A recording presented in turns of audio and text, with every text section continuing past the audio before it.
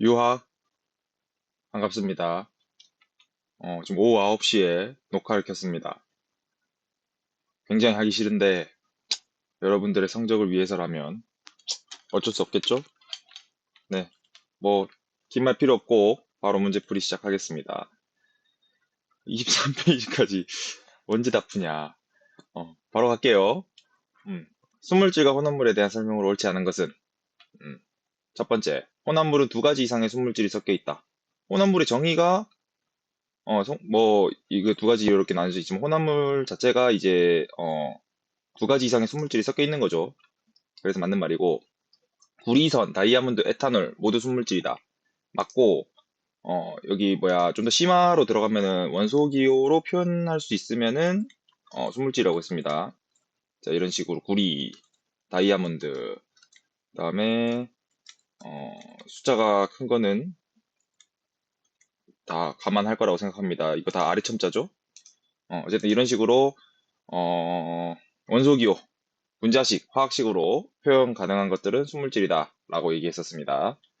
다음, 우유는 불균일 혼합물, 공기는 균일 혼합물이다. 맞는 말이죠. 둘 다 혼합물인데 공기는 고르게 잘 섞여 있는 균일 혼합물이기 때문에 우리가 이 방 어디를 가든 21%의 비율로 산소가 존재할 것이고 78% 비율로 질소가 존재할 겁니다. 그 다음에 우유는 불균일 혼합물. 언뜻 보면 균일 혼합물로 보일 수 있다라고 했지만은 우유를 꺼내놓고 좀 시간이 지난다거나 뭐 이러면 층이 생긴다. 그렇기 때문에 불균일 혼합물이라고 생각하면 된다. 뭐 이렇게 얘기했었습니다. 다음, 순물질은 한 가지 원소로만 이루어진 물질이다. 한 가지의 원소로만 이루어진 물질은 뭐라 그랬죠? 우리가 이 순물질이라는 거를 크게 두 개로 나눌 수가 있다라고 했었죠. 요렇게 두 개로 나눠 보면은 첫 번째로 한 가지 원소로만 이루어져 있는 거를 홑 원소 물질, 그냥 원소라고도 한다고 했습니다. 그 다음에 이제 두 가지 이상의 원소로 이루어진 거를 화합물이라고 표현했었죠. 예를 들면은 뭐 아까 봤던 이런 거, 음, 이런 식으로 에탄올 같은 경우에는 세 가지의 원소로 이루어져 있으니까 화합물이다 이렇게 얘기할 수 있고, 여기 나와 있는 구리, 탄소 이런 애들이 호돈소 물질, 이런 식으로 두 개로 순물질을, 이 세 개 다 순물질이지만은 두 개는 호돈소 물질, 그리고 나머지 하나는 화합물, 이런 식으로 다시 한 번 더 나눌 수 있다 뭐 이렇게 얘기했었습니다. 다음, 혼합물을 이루는 순물질은 각각의 성질을 그대로 지닌 채 섞여 있다. 그렇죠. 성질을 그대로 지니지 않으면은 그 물질이 뭔가 다른 물질로 변했다거나 없어졌다거나 뭐 그런 일이 일어난 거고요. 제일 대표적인 예시가 소금물이죠. 소금물. 소금물 같은 경우에는 소금의 성질, 물의 성질 둘 다 가지고 있다. 짜고, 그리고 물이 가지고 있는 이제 끓는 점이 거의 100도와 유사하다거나 섞인다고 하더라도 이제 끓는 점이 변하겠지만은 뭐 크게 변하지 않죠. 그런 식으로 각각의 성질을 그대로 지닌 채 섞여 있을 겁니다. 그래서 정답은 4번이 되겠네요. 4번. 4번에 체크를 해봅시다. 자, 이렇게 하면 이제 한 문제를 푼 겁니다. 자, 넘어가서 물질의 분류 과정 2번 문제 보겠습니다. 가나다에 해당하는 물질을 옳게 연결한 것은 물질인 한 가지 물질로 이루어져 있다. 일단 첫 번째 분류가 한 가지 물질로 이루어져 있다라고 되어 있고, 한 가지 물질로 이루어져 있는 것을 우리가 순물질이라고 했었고요. 그다음 두 가지 이상은 혼합물인데 그 중에서 고르고 고르지 않다 이렇게 돼 있죠. 고른 것을 우리가 균일 혼합물, 고르지 않은 것을 불균일 혼합물 이렇게 얘기했었죠. 그리고 여기에 해당하는 물질을 옳게 연결한 것을 고르라고 하네요. 자, 일단 가부터 봅시다. 순물질이어야 되는데 순물질 맞고, 주스는 혼합물이니까 아니죠. 공기도 혼합물, 금, 구리는 둘 다 순물질이 맞죠.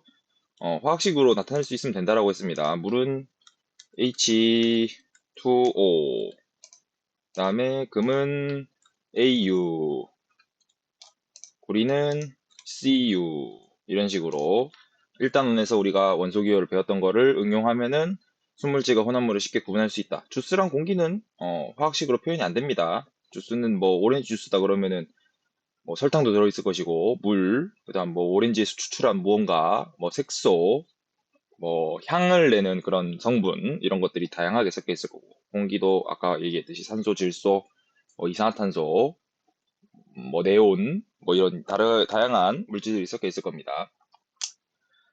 그 다음에 나는 균일 혼합물이죠. 공기는 균일하게 잘 섞여 있으니까 맞고요. 탄산음료도 균일하게 섞여 있죠. 콜라 뭐 윗부분 아랫부분 맛 똑같죠.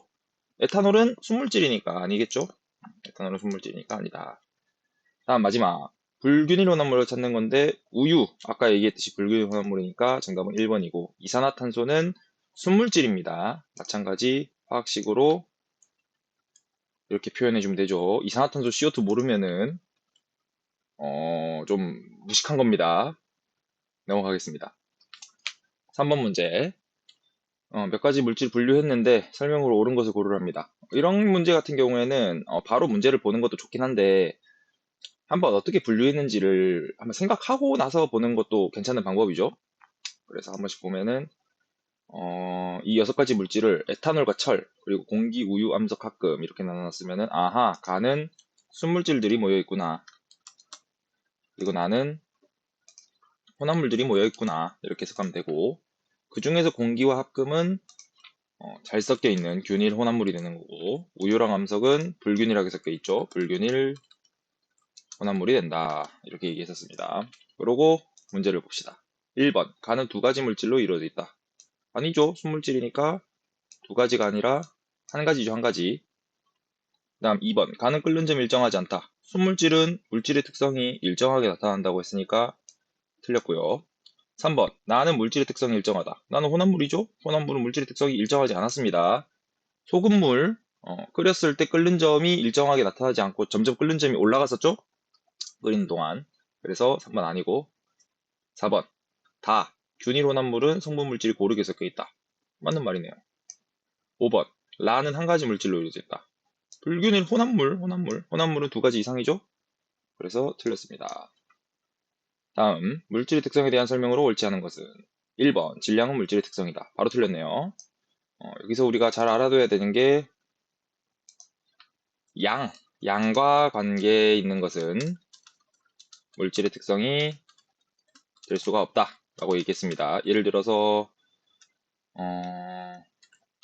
예를 들어서 뭐 질량, 뭐 부피, 크기, 뭐 부피가 크기랑 똑같지만 뭐 이런 것들, 뭐 길이라던가 넓이라던가 뭐 이런 것들 다 마찬가지로 물질의 특성이 될 수가 없다라고 했으니까 답은 1번이고 2번 물질 종류 구별할 수 있다. 맞죠? 왜? 물질의 특성은 물질의 종류에 따라 달랐기 때문에 거꾸로 이용하면은 뭐 예를 들면 끓는 점을 알아냈다거나 밀도를 알아내면은 그것을 토대로 어떤 물질인지를 알아낼 수 있다라고 얘기했었습니다.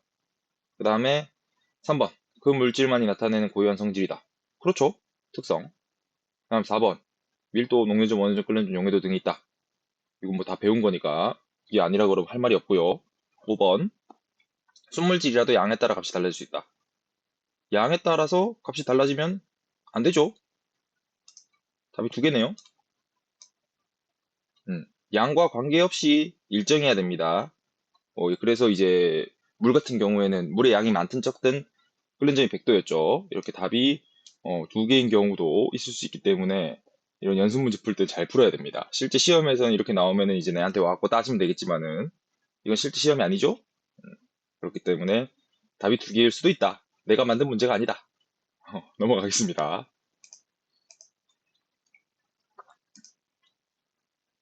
쭉 넘어와서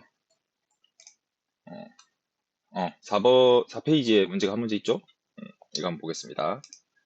로르산과 팔미드산의 가열 냉각 곡선을 나타낸 것이 되고 이건 고체 상태라고 했습니다.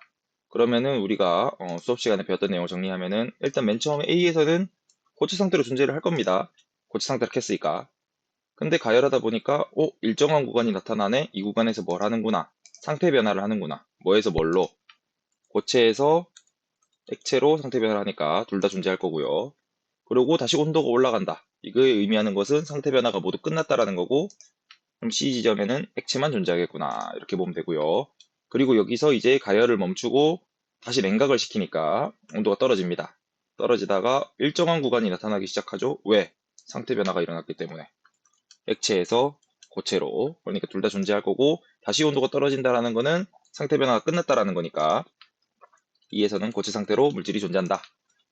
이렇게 우리가 한번 머릿속에다가 해놓고 문제를 보면 되겠죠. 실제 시험할 때는 이렇게 다 일일이 적을 필요까지는 없을 것 같아요. 이해를 대부분 잘 했을 거라고 생각합니다. 보겠습니다. 로르산과 팔미트산은 혼합물이다. 난 로르산이랑 팔미트산을 처음 들어봤어.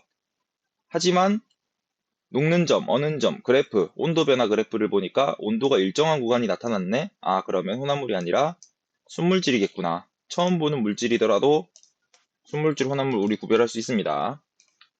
다음, 두 물질 모두 C 구간에서 상태가 변한다. C 구간은 액체만 존재하는 구간이죠? 틀렸죠? 아니고, 둘 다 틀렸고. 녹는 점을 이용해서 두 물질을 구별할 수 없다. 구별할 수 있죠? 왜? 8미트산은 내가 정확하게 녹는 점 얼마인지 기억 안 나는데 대충 60 조금 넘었어. 로르산도 얼마인지 기억 안 나는데 대충 뭐 한 40 몇이었어. 내가 이 두 물질의 녹는 점을 측정을 한 다음에 그 관련된 8미트산과 로르산의 녹는 점 정보를 인터넷이나 책에서 찾아보면은 친절하게 나와 있습니다. 아마 여기 위에도 나와 있을 건데 봅시다. 안 나와 있네요. 여기 나와 있네. 로르산 45, 8미트산 62 이런 식으로 인터넷에 찾아보면 나온다고. 그러면 60 몇이니까 야가 8m 산이겠구나. 이게 안 나와 있어도 이렇게 안 나와 있어도 여기 60 몇이니까 8m 산이 로르산은 아니겠구나. 그리고 얘는 40 몇이니까 8m 산은 아니겠구나. 40 몇이니까 로르산이겠구나. 이런 식으로 우리가 구별할 수 있죠.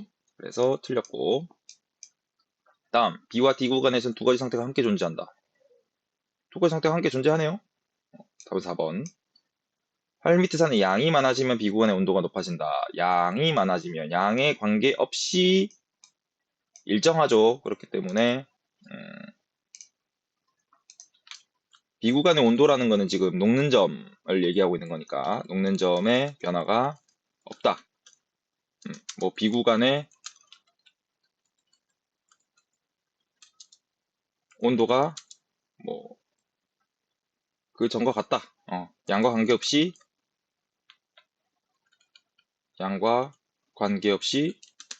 같다. 이런 식으로 우리가 고쳐주면은 올바르게 고쳤다라고 얘기할 수 있겠습니다. 넘어갑시다. 쭉 가서 두 문제.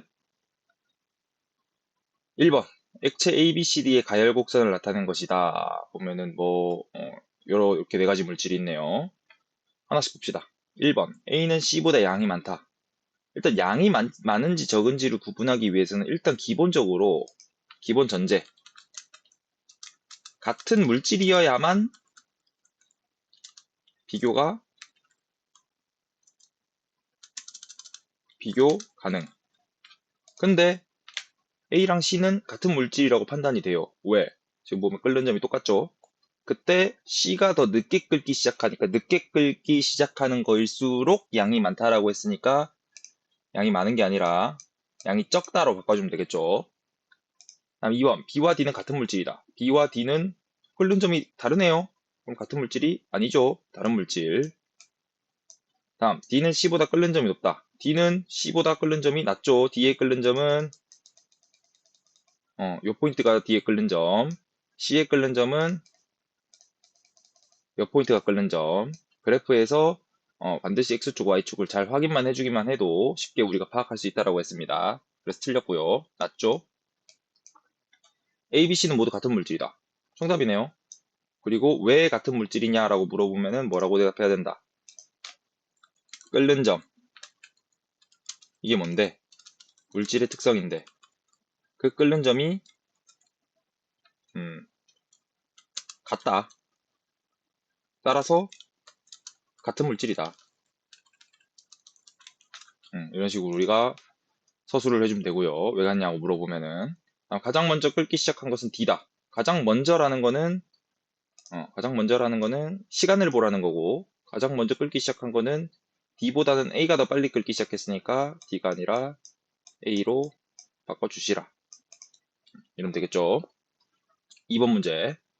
물과 소금물의 가열 곡선을 나타낸 거고 뭐가 물이고 뭐가 소금물인지 몰라. 근데 B는 딱 100도에서 일정한 온도로 끓고 있고요. A는 뭔가 100도보다 높은 온도에서 끓고 있으면서도 끓는 점이 계속해서 올라가고 있죠. 이게 순물질과 혼합물의 차이라고 했습니다. 순물질은 끓는 점이 일정하다. 그래서 이게 물이고요.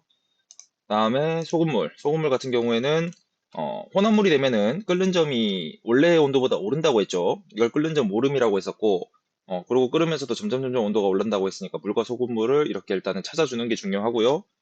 그래야 문제 풀 수 있으니까. 1번. 맞죠? 2번. 끓는 온도가 계속 올라간다. 온도가 계속 올라가네요. Y축 값이 계속 올라가고 있죠? 102 조금 안 되는 곳에서 103 뭐 이 정도까지 올라갔죠, 지금. 그래서 맞는 말. A는 B보다 높은 온도에서 끓기 시작한다. B는 100도에서 끓기 시작했는데 A는 지금 갖다 보면은 대충 한 요쯤 더 높은 온도에서 끓기 시작하고 있으니까 맞는 말. B는 끓는 동안 온도가 일정히 유지된다. 유지되네요, 100도. B의 양이 증가하면 더 높은 온도에서 끓기 시작한다. 계속 양 얘기 계속 나오죠. 이렇게 여러 번 나오면 시험에 나올 확률이 높구나. 대충 이리 생각하고 있으면 돼요. 그래서 더 높은 온도가 아니라 온도 관계없음. 양이 많아지든 적어지든 물은 100도에서 끓는다. 이렇게 정리하고 넘어가면 되겠습니다.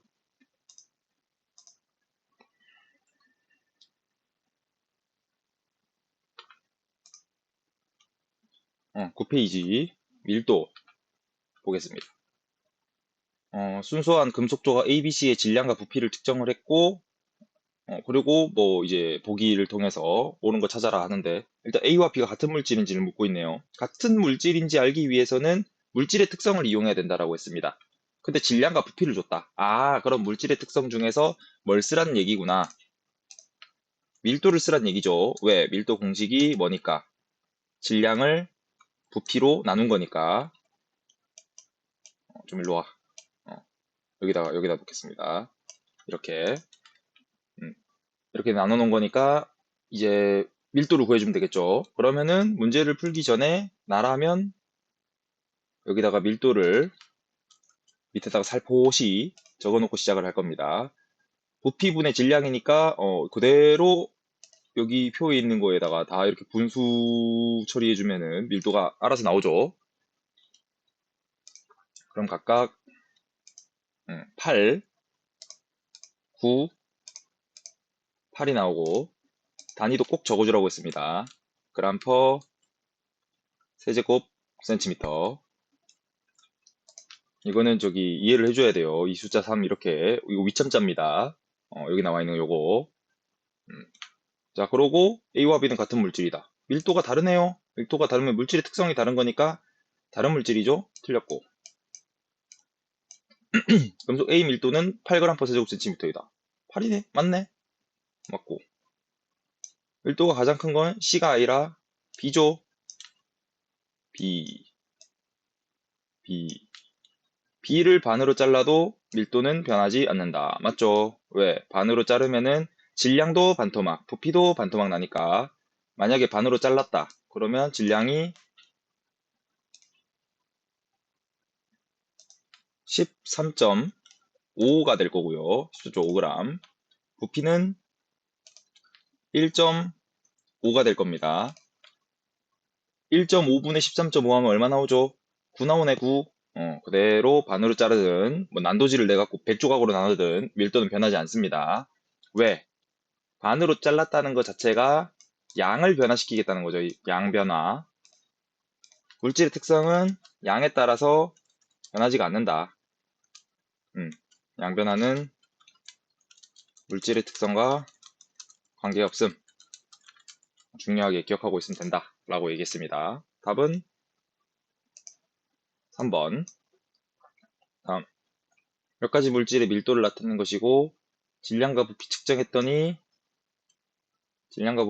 측정했더니, 이렇게 나왔다고 하네요. 그때 A 뭐냐? A가 뭔데? 이 5가지 중에 A 뭔데? 이렇게 물어보고 있는 거죠. 그럼 결국 질량과 부피가 또 나왔으니까 또 뭐 하는 거구나? 밀도 구하는 거구나. 여기서 준 것도 밀도구나. 그럼 밀도를 구하면 되는데 일단 질량은 대놓고 A 질량이라고 줬네요. 그럼 A 질량 그대로 쓰면 돼. 근데 부피를 좀 역같이 줬죠?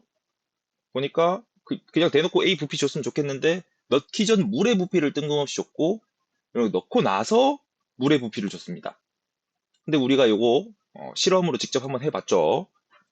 아르키메데스가 저기 발견한 우리 부피 측정하는 방법, 그 방법을 이용하면 된다라고 했고, 넣고 나서 지금 부피가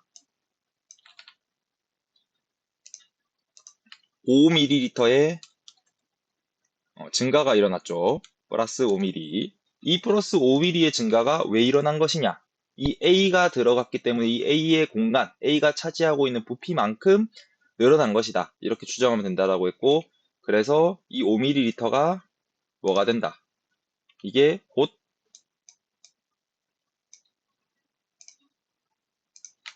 A의 부피가 된다. 이렇게 우리가 알면 된다라고 했고, 그럼 질량인지 알고 부피도 알고 있으니까 밀도 구하는 거 껌이죠. 밀도 구해주면은 39.5g을 5ml로 나눠주면 되니까 얼마가 나오느냐? 7.9g per ml가 나오게 됩니다. 위에 7.9 있나 하고 보니까 철이 7.9네요. 그러면 답은 2번이 되겠구나 하면 되고요. 다음 3번. 여러 가지 물질을 유리컵에 넣었을 때 층을 이룬 모습이라고 하고요. 지금 보면은 이런 식으로 밀도 탑이라고 부른다고 했죠. 이거를 이런 식으로 층을 이룬다고 했고, 이 밀도 탑이 생기는 이유는 밀도의 크고 작음에 따라서 뜨고 가라는 현상이 일어나기 때문이라고 했습니다. 여기서 설마 시험이 하루밖에 안 남았는데 아직도 모르는 흙 없죠? 밀도가 크다. 그러면은 어떤 결과가 생긴다고 했느냐? 가라앉는 결과가 생긴다고 했고요. 밀도가 작으면 뜨는 결과가 생긴다고 했죠?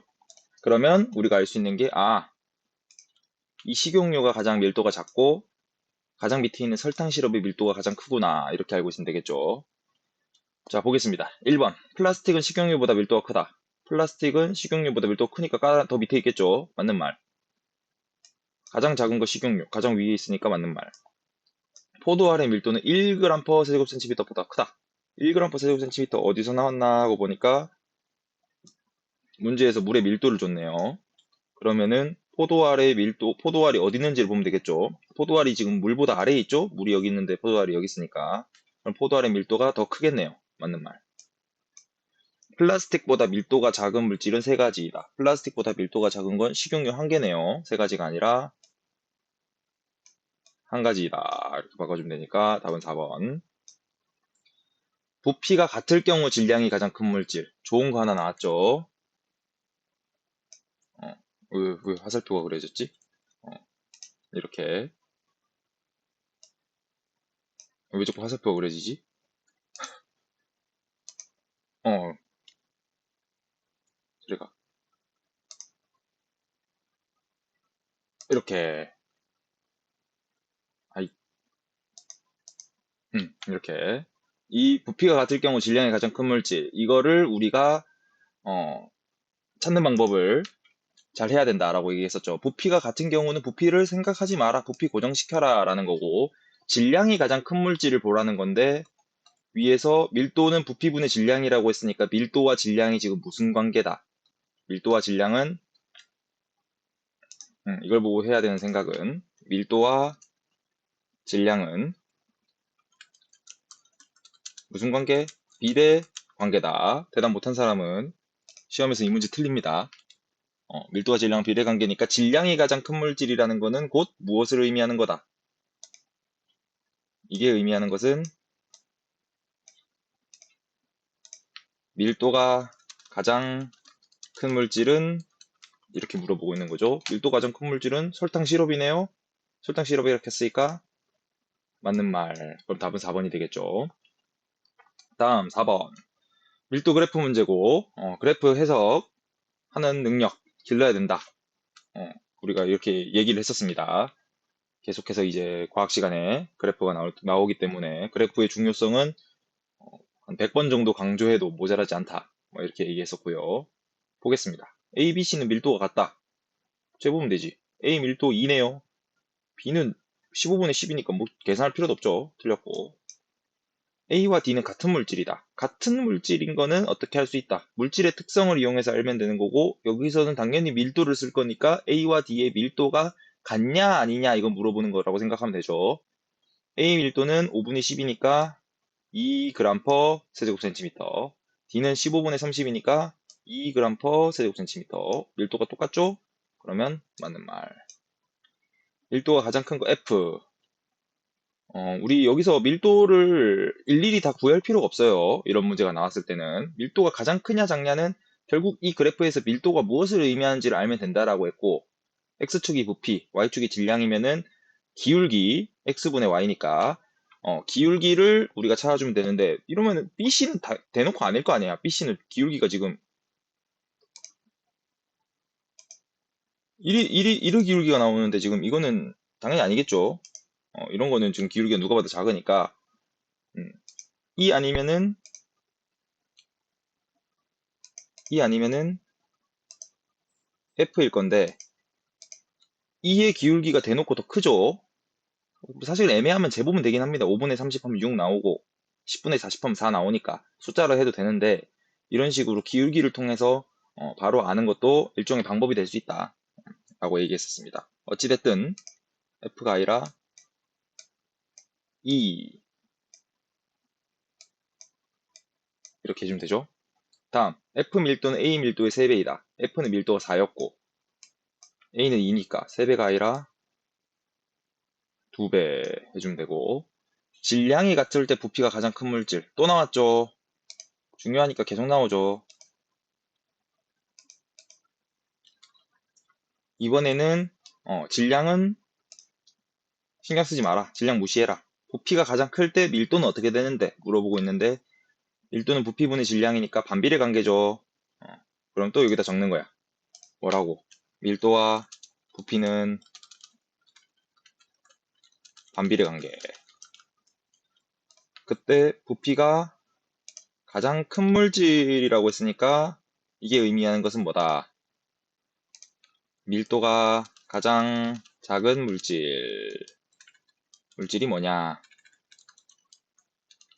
이렇게 물어보는 거고, 밀도가 가장 작은 거는 이번에도 마찬가지 기울기로 가면은 난 더 편할 것 같아요. 기울기가 가장 작은 거는 C죠. 그러니까 아하, 가장 밀도가 작은 물질, 질량이 같을 때 부피가 가장 큰 물질은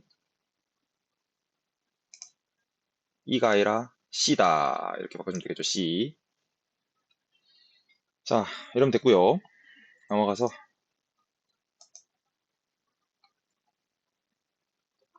11페이지 하기 전에 잠깐 물 한 잔 마시고 다시 돌아오도록 하겠습니다.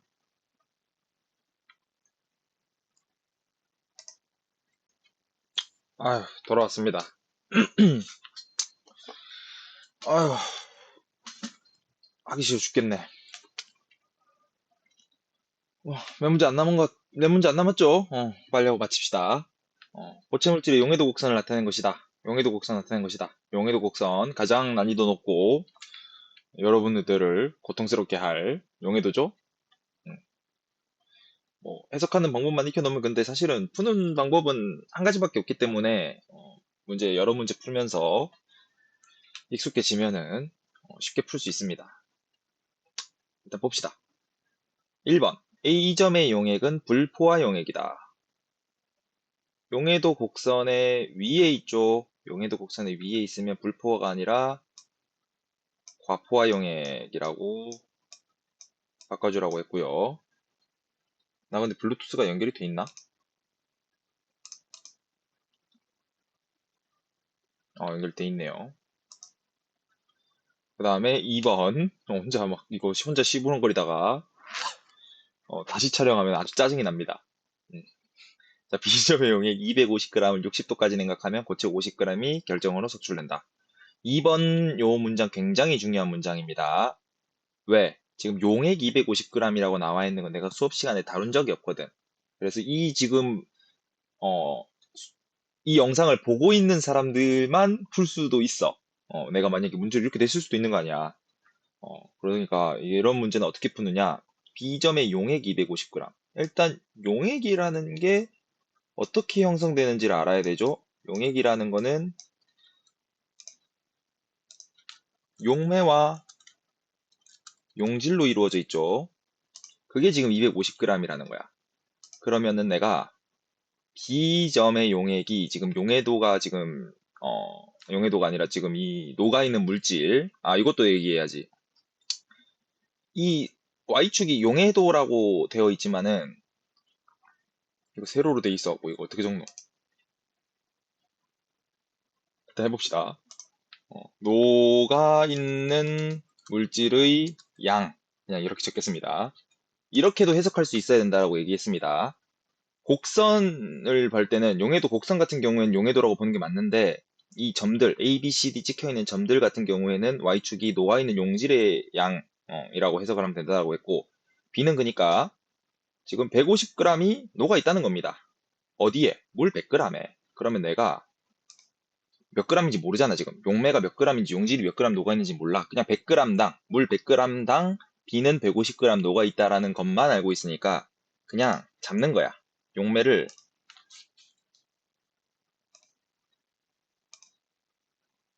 100g이라고 쳐. 100g이라고 쳐. 용매가 100g이면 용질은 몇 g 녹아 있다. 지금 150이니까 150g 녹아 있는 거야. 그러면 용매와 용질. 용매 100g일 때 용질은 150g이고 그럼 용액은 몇 g이 되는 거죠? 250g이 되는 거죠. 그럼 용액 250g은 용매 100g에 용질 150g 녹아 있는 거구나. 이렇게 해석해야 된다는 겁니다. 여기서 그럼 더 심화, 더 어렵게 나왔어. 예를 들면은 문제를 풀다가 지금 딴 길로 샜지만 중요한 얘기이기 때문에 강조하겠습니다. 용액이 250g이 아니라 1kg이래. 1kg 1kg. 혹시 1kg이 뭔지 모르는 사람이 아직도 있을까봐 내가 적어줍니다. 모르면 진짜 쪽팔린 거예요. 1kg은 1000g입니다. 1000g. 자, 어쨌든 1kg, 1000g이 용액의 질량이다 라고 하면은 여기서 어떻게 하면 돼? 용매 100g당 용질은 150g이고 그럼 용매가 100g일 때 용액은 250g이 되는 거잖아. 근데 용액이 1000g이래. 그러면은 용액이 원래 250g인 거에 4배가 됐으니까 얘네들도 다 4배가 되면 되는 거야. 그럼 용매 몇 g? 400g. 용질은 600g이 된다. 이리 가면 되는 겁니다. 이렇게 되면 이제 더 어려운 문제가 되겠죠. 무슨 말인지 이해됐습니까? 무슨 말인지 이해 안 됐으면은 여러분 돌려보세요. 여러분 돌려보세요. 이렇게 보면 되고 이렇게도 어쨌든 나올 수 있다라는 거. 용액도 충분히 시험에 나올 수 있습니다.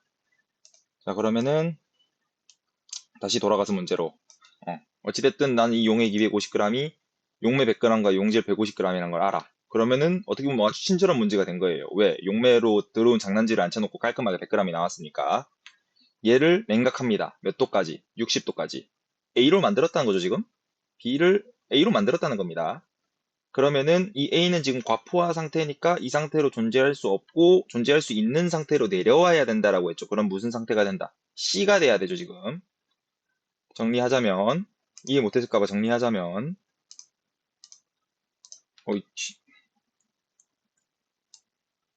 B에서 A로 간 다음에 A에서 C로 갔다. 지금 이 얘기고요.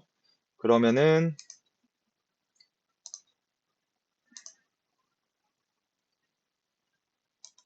이렇게 요만큼이 지금 석출이 돼야 된다라고 얘기했죠. 요만큼이 지금 얼만큼이냐? 150에서 100으로 내려왔으니까 50g per 물 100g 만큼 석출돼야 된다라고 했는데 용매인 물이 마침 100g이니까 물 100g은 상큼하게 무시해주면은 50g이 석출된다라고 하면은 맞는 말이 되는 겁니다. 답은 2번. 3번. C점의 용액이 용질을 더 녹일 수 있다. C는 포화 상태죠. 포화 상태는 용질도 못 녹입니다. 틀렸고요. 4번. D점의 용액의 온도를 높이면 포화 용액이 될 수 있다. D점의 용액의 온도를 높인다라는 거는 수학적으로 접근하면 온도가 지금 이 그래프에서 무슨 축? x축이고, 높인다라는 거는 x축 값을 높인다라는 거니까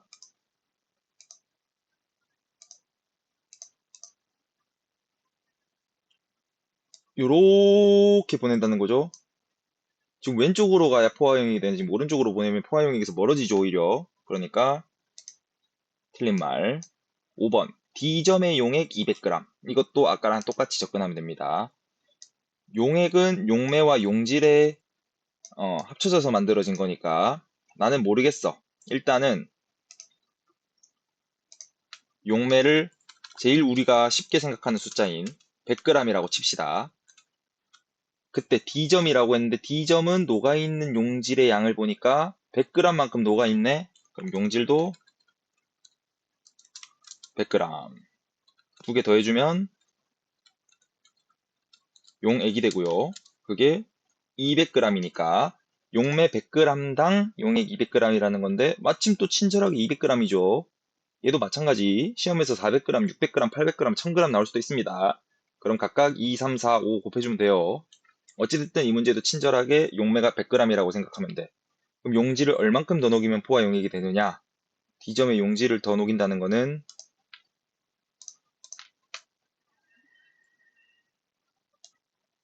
이렇게 Y축으로 평행 이동시킨다는 얘기죠. 헷갈릴 것 같으니까 나머지 다 지워버립시다. 안 지워지나? 내가 얘네들을 어떻게 지울까?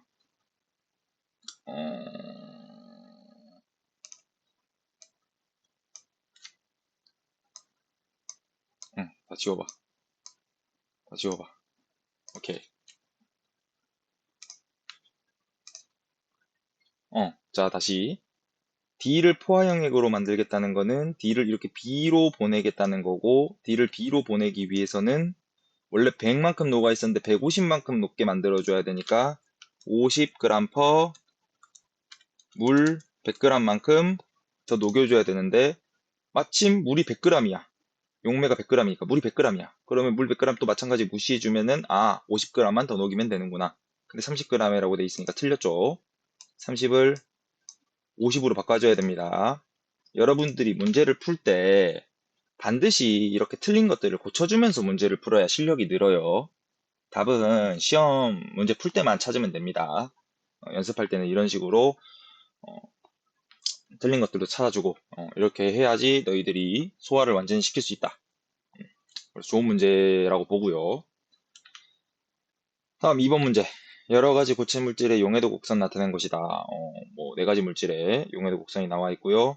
뭐 할 거 별로 없으니까 바로 그냥 문제 보겠습니다. 용해도 곡선에 표시된 점은 포화 용액이다.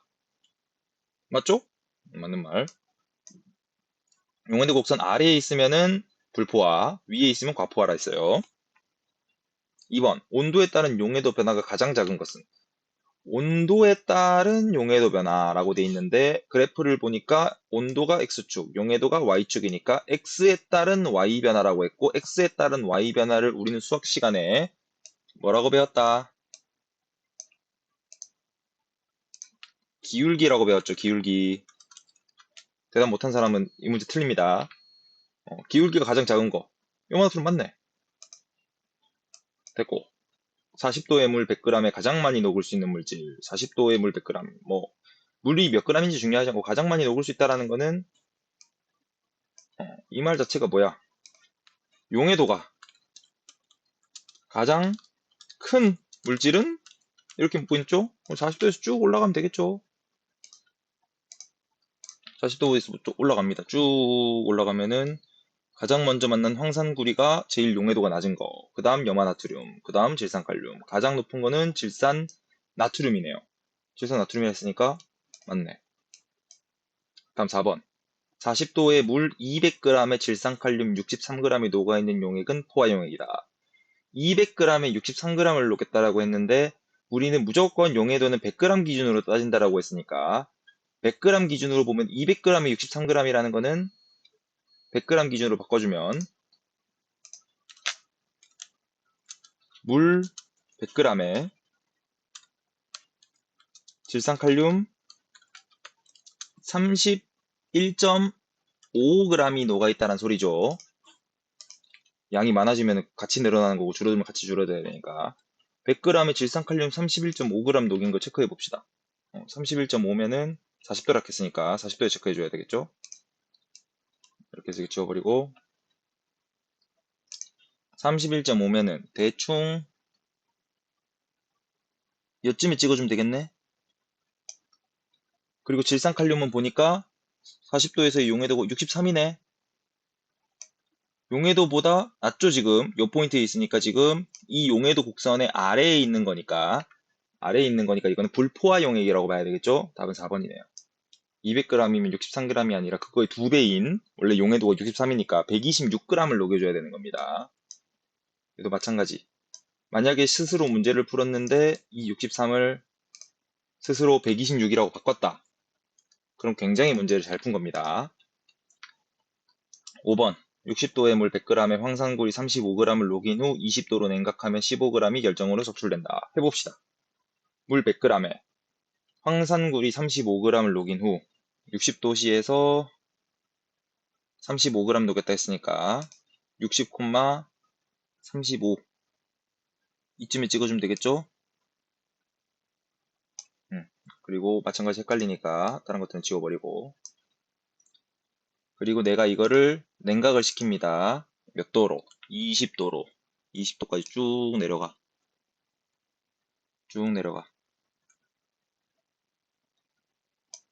이렇게 뭔가 직선이 아닌 느낌인데 다시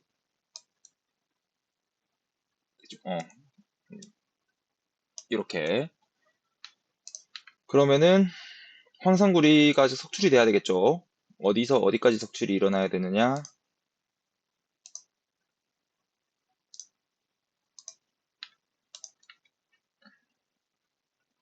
여기서부터 여기까지 석출이 일어나야 되죠.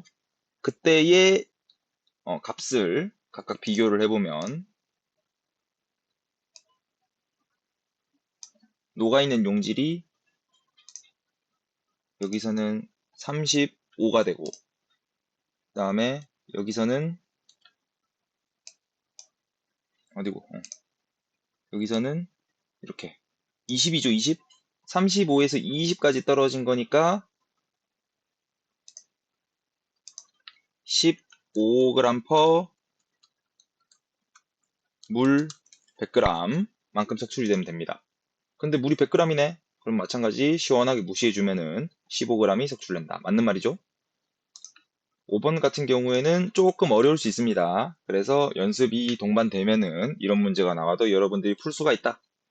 이렇게 되겠네요. 가장 너희들을 빡치게 만들 두 문제 풀어봤습니다. 연습 많이 해두세요. 이 풀이가 이해가 될 정도로 스스로 소화할 수 있을 정도가 돼야지 시험 문제를 풀 수 있습니다. 다음 기체용해도는 쉽죠?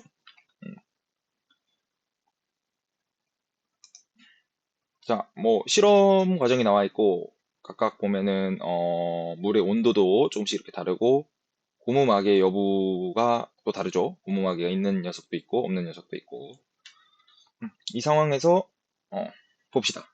1번 기포가 가장 많이 발생하는 시험관.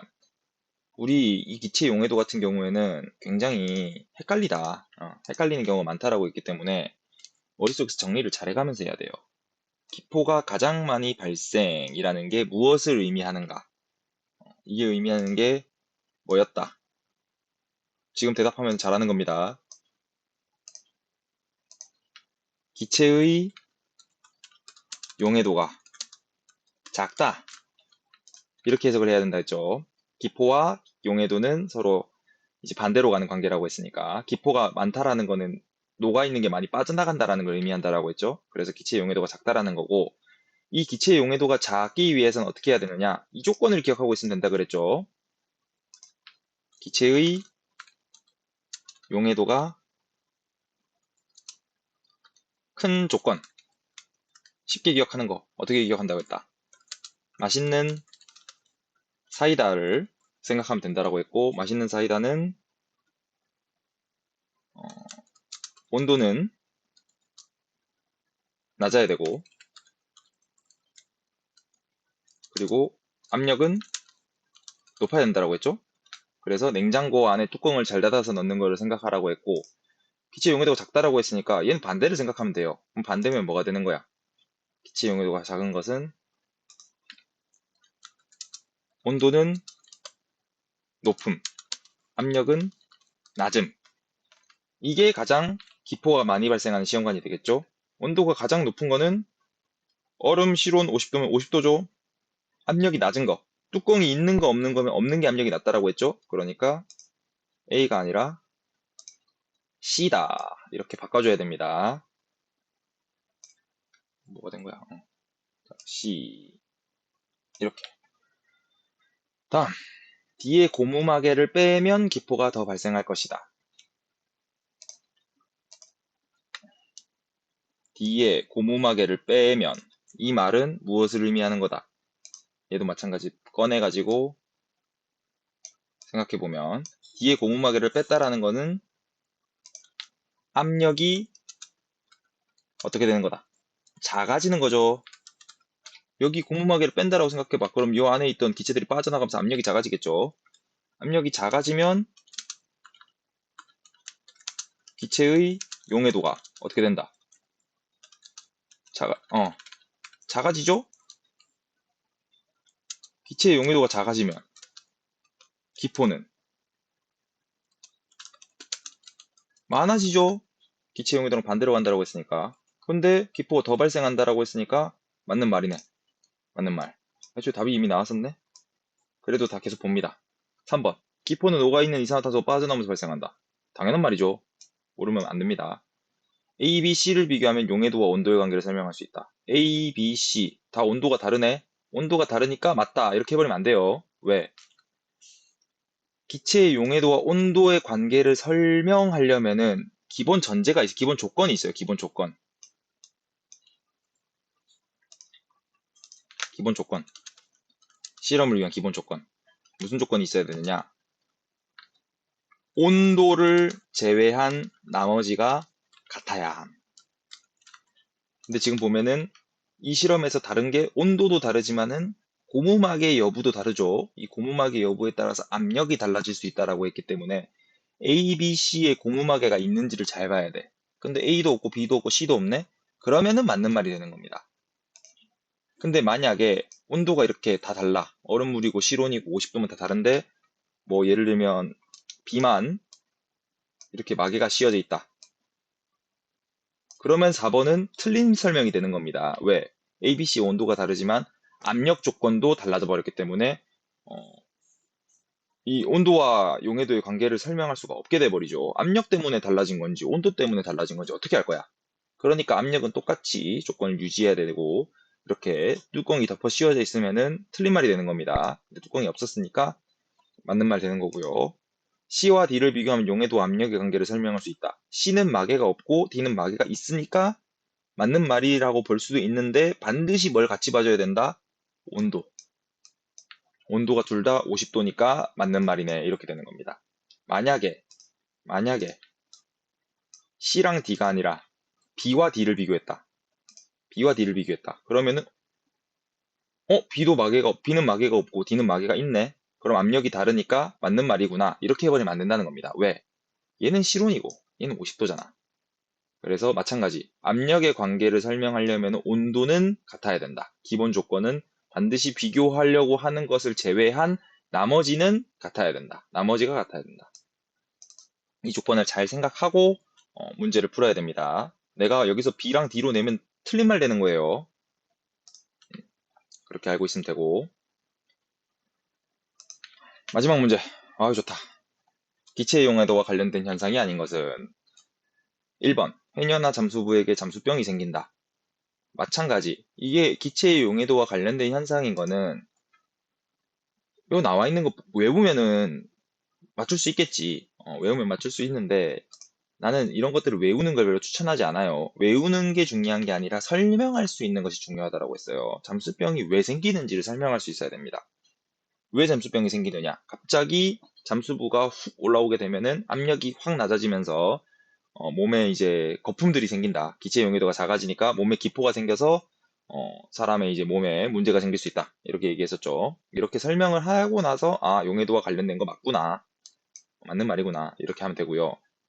뚜껑을 열면 거품이 발생한다. 뚜껑을 열면 왜 발생하는지 설명할 수 있어야 돼요. 뚜껑을 연다는 것 자체가 뭐다? 압력을 감소시키겠다는 거죠. 압력 감소.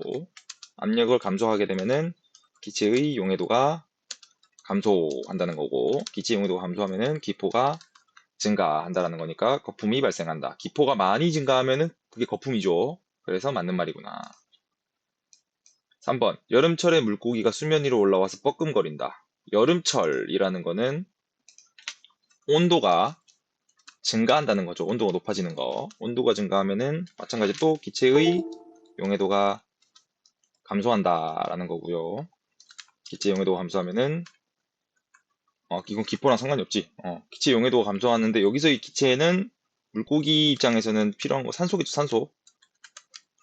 산소의 용해도가 감소하니까 숨쉬기가 힘드네. 수면 위로 올라가자. 이렇게 되는 거니까 맞는 말이구나. 이렇게 머릿속으로 계속 설명을 해가면서 문제를 풀어야 되고, 탄산음료를 냉장고에 넣어서 차갑게 보관한다. 냉장고에 넣었다는 건 온도가 감소했다는 거고, 온도가 감소하면은 기체의 용해도 증가하죠. 증가하면은 어떻게 된다? 탄산음료가 개꿀맛이다. 이렇게 설명하면 되죠? 왜냐면 많이 녹아있는 거. 탄산이 있어야 우린 좋아하니까. 탄산 다 빠지면 김 빠진 콜라 되죠. 그래서 맞는 말. 마지막. LNG는 천장 쪽, LPG는 바닥 쪽에 설치한다. 요거는 틀렸는데 그냥 틀렸다 하고 넘어가지 말고, 이거는 그럼 뭐와 관련된 현상인지 이거 우리 배웠잖아.